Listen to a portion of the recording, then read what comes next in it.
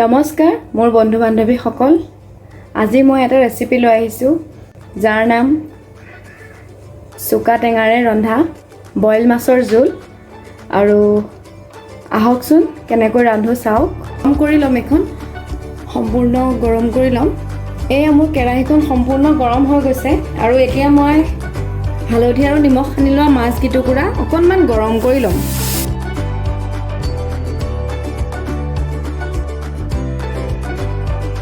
এয়া মোৰ মাছখন গৰম হ'ল এতিয়া মই প্লেট এখনলৈ কাঢ়ি ল'ম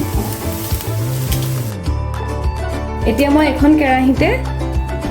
এতিয়া ইয়াত পানী দি দিম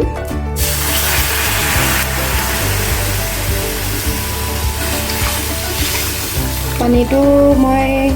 অলপ সৰহকৈ দিছোঁ যিহেতু অলপ সিজিবলৈ দিব লাগিব তো এতিয়া মই ইয়াত অকণমান গৰম হ'বলৈ দিম অকণমান নিমখ দি দিম আৰু মোৰ পানীখিনি এতিয়া গৰম হৈছে তো এতিয়া মই ইয়াত দিম আলু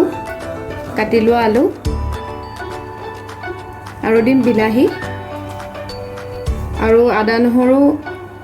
কাটি লোৱাখিনি আৰু কেঁচা জলকীয়া এয়া চাওক অলপমান পানীখিনি গৰম হৈ চব্জিখিনি অকণমান উতলিবলৈ আৰম্ভ কৰিছে এতিয়া মই ইয়াত মাছখন দি দিম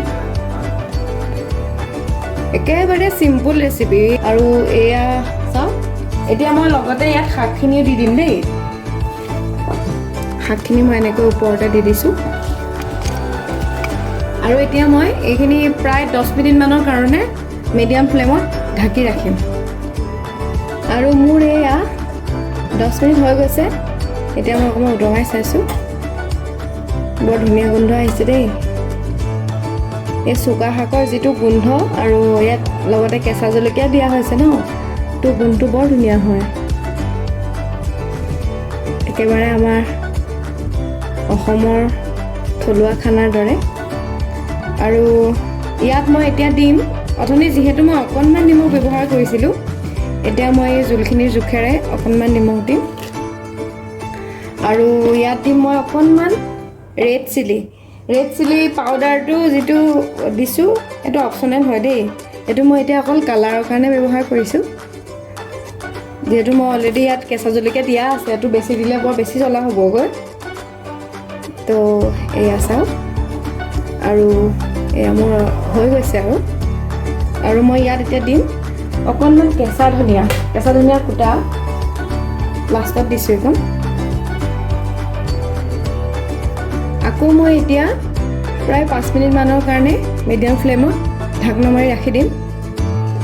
তাৰপিছতে ৰেডি হ'ব